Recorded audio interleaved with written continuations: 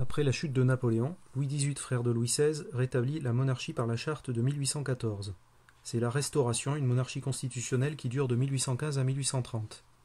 Le roi garde l'essentiel de ses pouvoirs, même si certaines libertés sont reconnues. En 1824, Charles X succède à Louis XVIII, son frère. Sous la Restauration, le suffrage est censitaire, réservé aux hommes les plus riches âgés d'au moins 30 ans. Seuls ceux qui peuvent payer un impôt de 300 francs, le cens, ont le droit de vote, soit à peu près 100 000 personnes.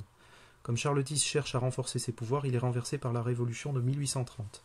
Les Français font alors appel à Louis-Philippe d'Orléans, cousin de Louis XVIII.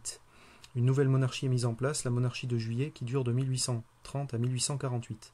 Louis-Philippe élargit le suffrage à 240 000 électeurs en abaissant le cens à 200 francs et l'âge de vote à 25 ans.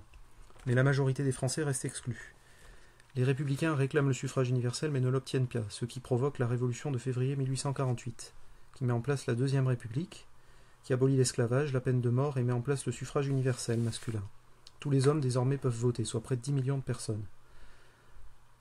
Mais la Deuxième République évolue ensuite. Après que des républicains démocrates comme Ledru-Rollin ou Alphonse de Lamartine aient gouverné, c'est un gouvernement conservateur et anti-ouvrier qui se met en place en juin 1848 qui limite les libertés. En décembre 1848 ont lieu les premières élections présidentielles.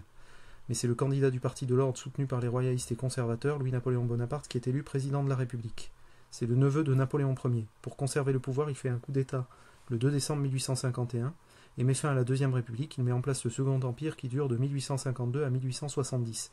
Louis-Napoléon devient empereur sous le nom de Napoléon III. Le suffrage universel reste en place, mais seuls les candidats officiels soutenus par l'empereur ont une chance d'être élus. Les autres sont dissuadés par diverses pressions. Created using Powtoon.